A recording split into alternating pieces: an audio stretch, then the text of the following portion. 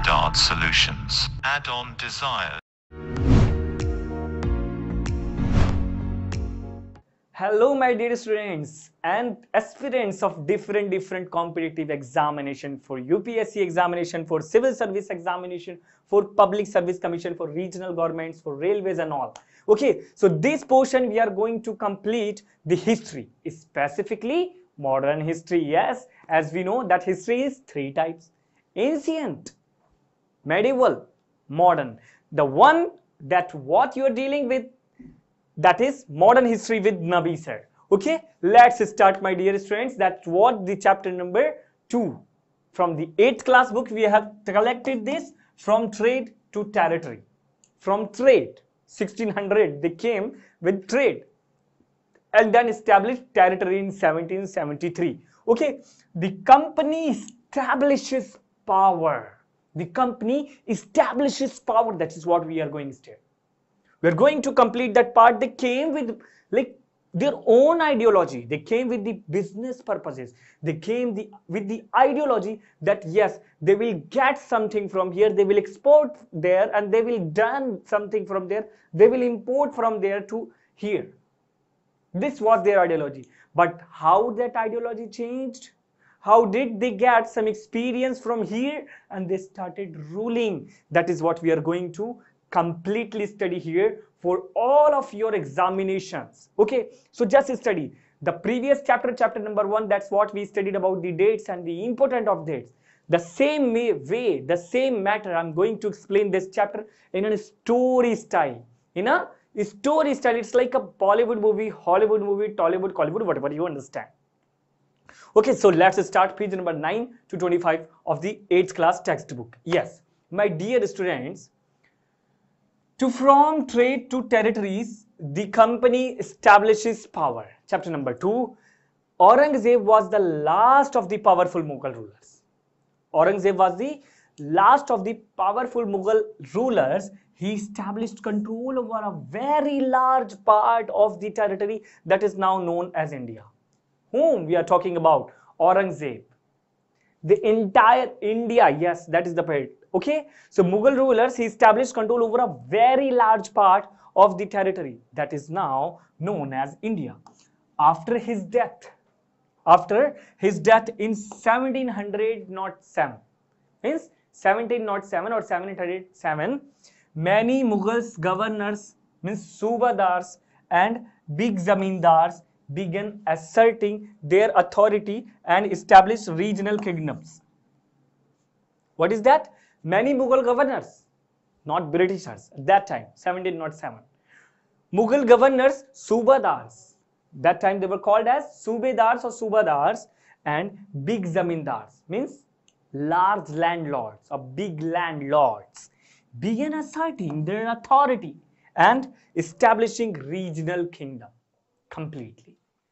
See, my dear students, as powerful regional kingdoms emerged in various parts of India.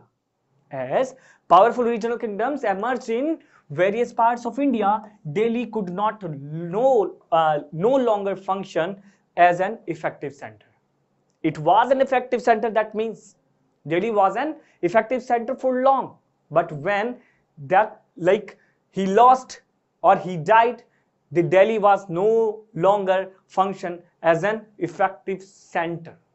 Then by the second half of the 18th century, second half means after 1750s, means 1751 to 1799. That is what the term. By the second half of the 18th century, however, a new power was emerging on the political horizon: the British. The British colonial rule. Okay, how? Let's learn. Did you know that the British originally came as a small trading company and were reluctant to acquire territories? Did you know about it earlier? Yes, they came in 1600 with their own small company with just hundreds of people. That's it. What was that?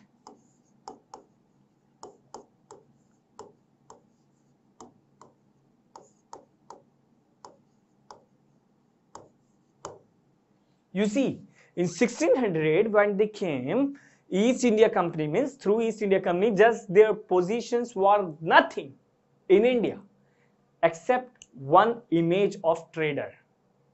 Except one image of trader, one portrait of trader. That is what they had, the image when they entered in India, just for traders, businessmen as we call that now.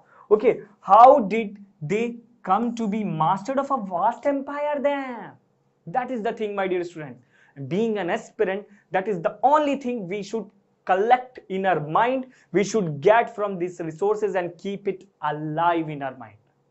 And then only, I always tell you, my dear students, or whatever type of aspirants you are, for any competitive examinations, for banking, for railways, for group A, group B, group C, 1, 2, 3, like that.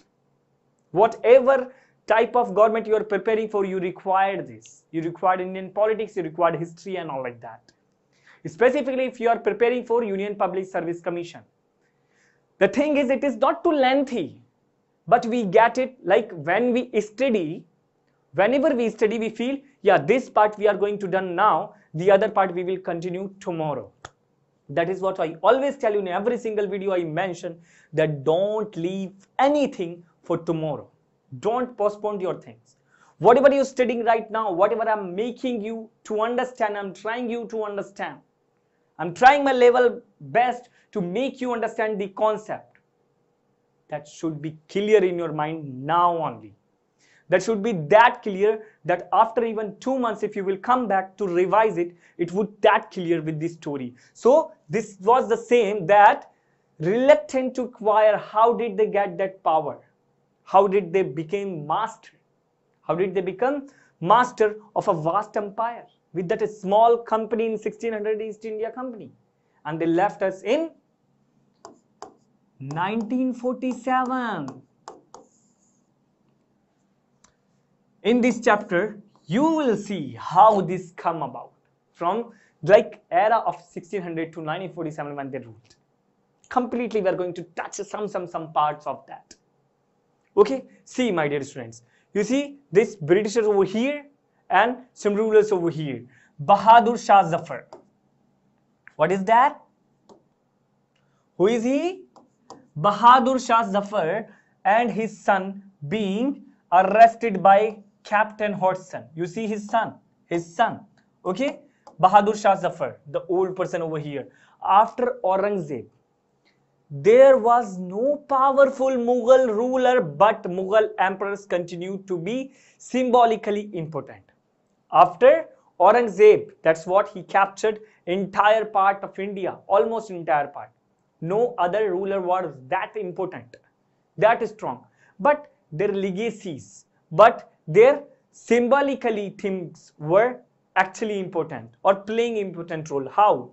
In fact, when a massive rebellion against British rule broke out in 1857, Bahadur Shah Zafar, the Mughal emperor at the time, Bahadur Shah Zafar, the Mughal emperor at the time, was seen as the nature or natural leader. First and most important point here, once the revolt was put down by the company, means that East India Company we're talking about, Bahadur Shah Zafar was forced to leave the kingdom and his sons were shot in cold blood. Okay, that was the system over here. You see, British Island over here. You see, the British Island over here routes to India in 18th century to come to India. They came here with the entire, like, look, the crossing Africa over here, St. Helena, Cape of Hope, and all like that, through Bombay, from Madras, and from Calcutta. From Bombay, from Madras, and from Calcutta. 3 entrance or exit you can call them. Bombay in Maharashtra, that's now we have earlier Bombay Presidency. Madras Presidency at that time, as now we have capital of Chennai. Okay, capital of Tamil Nadu, Chennai, we have the Madras. And the Calcutta here, as now we have Kolkata, capital of West Bengal. These were the entrances of that time. Clear? Now, figure number 2, roots of India in the 18th century. That is what is the meaning of mercantile? Mercantile in the sense, my dear students, a business enterprise. That is what the enterprises means. Those who runs in that or runs with that called entrepreneurs, or that process is called entrepreneurship or entrepreneurship. Okay, so that enterprises that makes profit primarily through trade, buying goods cheap and selling them at higher prices, and that was the process over here. Okay, my dear student, East India Company comes east. In 1600, as I always mention, in 1600, the East India Company acquired a charter from the ruler of England, Queen Elizabeth. When? In 1600, always remember this date. Okay, Queen Elizabeth first granting its sole right to trade with the East. With the East, this means that no other trading groups in England could compete with the East India Company. That is what their charter. That is what their strategy. That is what their synchronization, their compositions, the way they were working. Means if one team, one company is going from England to India as a colony, India as the British colony, no another company will come to compete that. Means absolute complete profession of East India Company, because the ultimatum, or the ultimatum you can call, the ultimate purpose was getting production from here, exporting to their own continent, Europe, and specifically to their own country, England. That was their purpose. So they had decided that no one will go to India except East India Company, because East India Company is going. Because if other company will go, they will also get some struggle part over here, and they will get the competition within India. So the rules and that establishment won't be possible. This is what they are strategically. Okay, so think about it. This means that no other trading groups in England could compete with the East India Company. With this charter, the company could venture across the oceans. That is what we learned the chapter.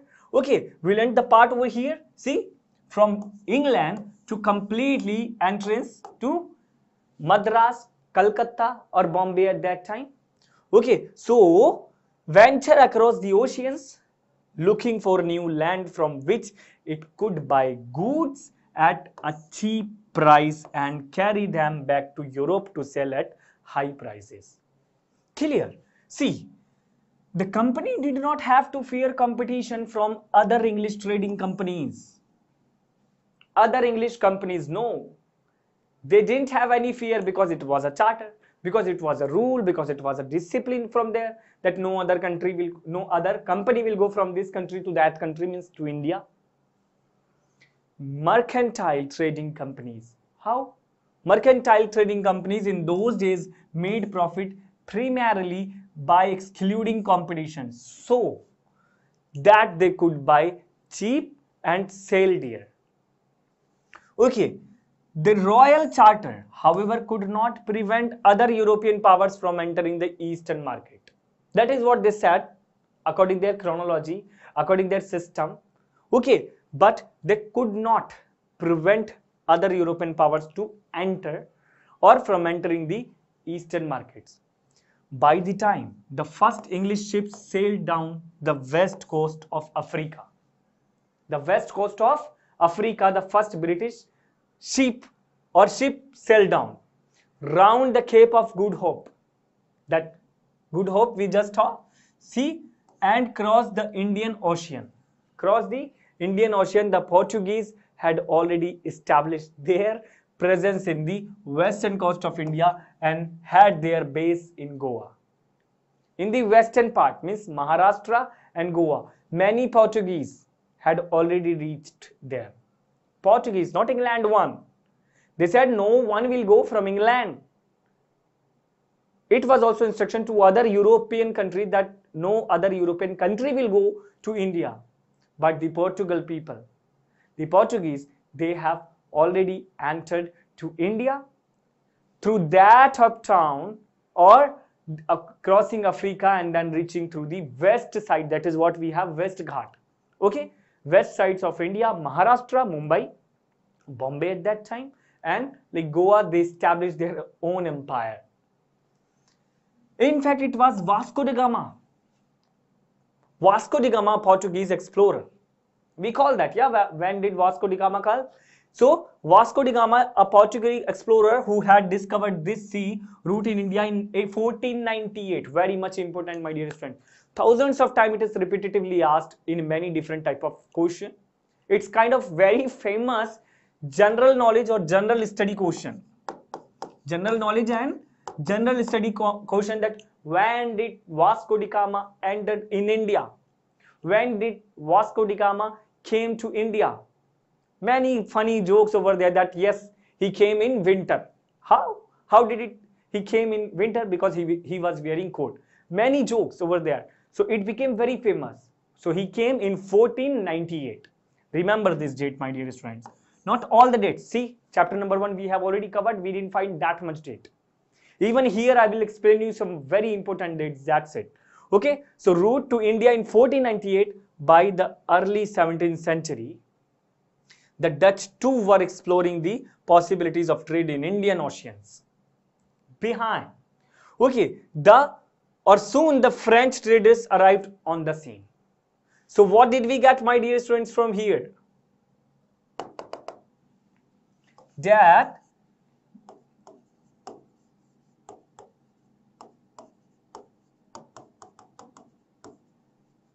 before Britishers came in 1600, we see many Portuguese,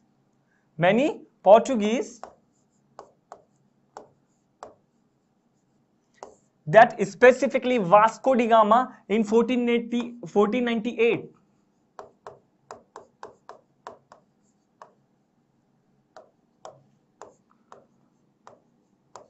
Specifically Vasco da Gama in 1498. It's not that in winter season and all like that. Okay, so Portuguese, Vasco da Gama in 1498, and then not just Britishers, not just Vasco da Gama, like before Britishers or before 1600. What they're saying, by the early 17th century, the Dutch people. By the early 17th century, means 1600 onwards, the Dutch people also entered. 1600s like that. Okay, and then French people also started moving.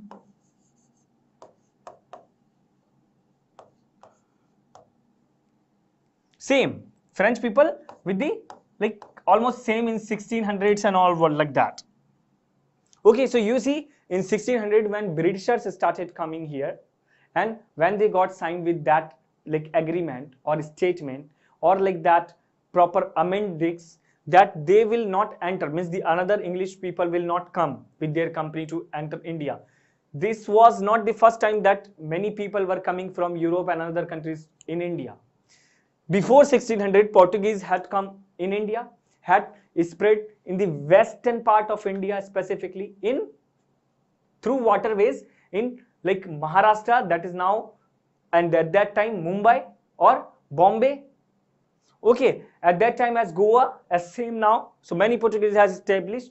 The most important part, 1498, Vasco da Gama came, and same time Dutch people came, and the same time French people came. So it is not Britishers alone. Dutch, Portuguese, French, then Britishers. First Dutch, then first Portuguese, then Dutch, then French, then almost same time the Britishers came. Okay, so you see the generation problem over here. The problem was that all the companies were interested in buying the same things. That was the main problem. That they all were coming for the same thing. All they were expecting the same thing from India to take to their own part of land. The fine qualities of cotton, the most important part. The fine qualities of cotton and silk produced in India had a big market in Europe. Then pepper, cloves, cardamom and cinnamon too were in great demand. You can count on them. Spices we are talking about specifically in the Western Ghat, specifically in Kerala. Kerala, even now the largest producer of different types of spices, black pepper, cardamom, cinnamon, and all like that, cumin seeds and all like that. Okay, so Kerala, through the Western Ghat, they started exporting from India to import to their country or to their European land. Competition amongst the European companies inevitably pushed up the prices at which these goods could be purchased, and these reduced the profit that would be earned. You see, my dear friend, that is the one thing that we always study in economics, that the price of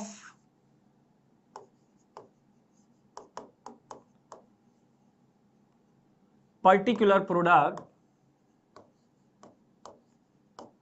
depends on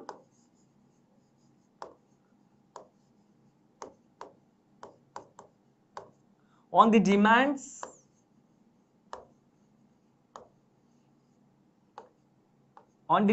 and the storages, means production.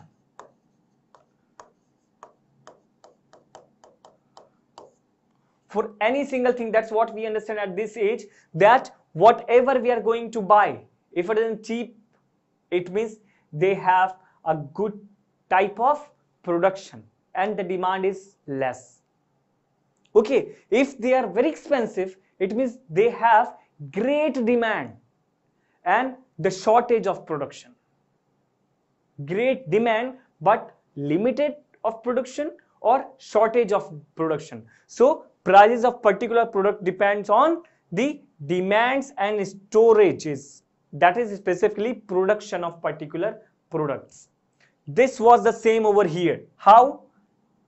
This was the same over here, that Britishers were always thinking about, Britishers, that what we have studied, like England, France, Dutch, Portugal, all these people were just thinking about the same production in the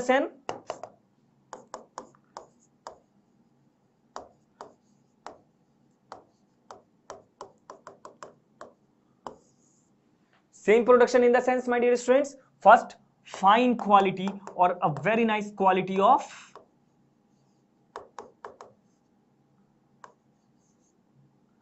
cotton and silk. One and the most important part, cotton and silk in the fine quality, it was a great demand in these countries specifically and other countries in Europe. The fine quality of cotton. The second thing was spices.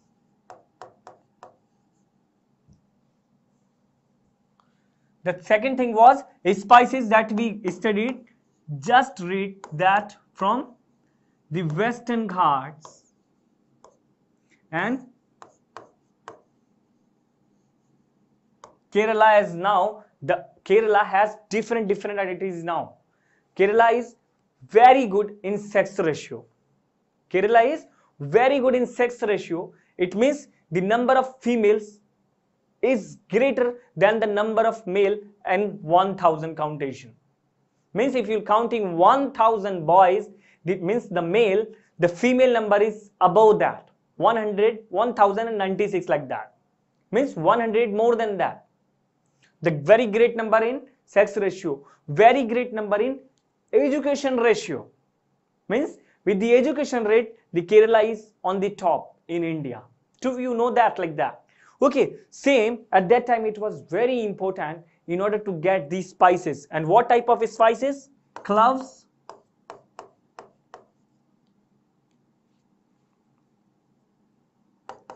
cinnamon,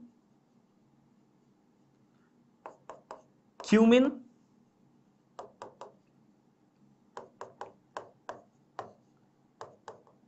black pepper, black paper and white paper. Okay, the black pepper are like ball, that ring or ball spices we call that. Okay, so that is small tiny seeds like papaya seeds as well. Okay, so black pepper and white pepper, cloves, cinnamon, cumin seeds and many more that was in demand by the England, France, Dutch and Portugal, and that is why people were in great demand. So the numbers of country were coming here and raising the prices of the particular things or products. Okay, so competition among the European companies inevitably pushed up the prices at which these goods could be purchased, and this reduced the profit that could be earned. Profit could be earned by common people, and profit could be earned by the common people, and the price with that, the main purchase power could be easily available by the European people. Okay, see, the only way the trading companies could flourish was by eliminating rival competition. By the rival competitors, the urge to secure markets therefore led to fierce battle between the trading companies. Battle between the trading companies, my dear students, through the 17th century, through the 17th century to the 18th century. It means what we are talking about. We are talking about from 1600 onwards to the 1799 like that. 1700 or 1799 like that. Okay, so through the 17th and 18th century, they regularly sank each other's ships. That is what their policy. If they saw in the way that if the ship is coming from other side, means that's not from England but from France, they were trying to make that sink, to kill that people from there. Okay, that is what their actually other type of business. They were very cruel in that sense, no humanity at all. Okay, so in order to promote themselves, they were spoiling someone's or sinking someone's ships. Okay, commercial ships specifically. So what was that? Regularly sank each other's ships, blockaded routes and prevented rival ships from moving with supplies of goods. That is what they were continuously doing with each other. England with France, France with Dutch, Dutch with Portugal and all like that. Okay, you see here, trade was carried on with arms and trading posts were protected through fortification. These efforts to fortify settlements and carry on profitable trade also led to intense conflict with local rulers. Obviously, when you have continuously some types of disturbance in your mind, means psychological stresses. Obviously, it was. Many people were coming there, many people were going from there. Okay, so the sinking part of each other's like ship or commercial ship, or collided with each other, fought with each other, means kind of war, kind of fight with each other, killing themselves each other. This created instability or like insecurity in the mind of the common people or the local rulers. Local rulers in the sense, this is what did by the Indian people. No, Indian people were calmly, means those even Mughals, that we always curse the Mughals, but those Mughals did not enter India and ruled like the Britishers ruled. They didn't spoil anything. They didn't take anything from here to their country.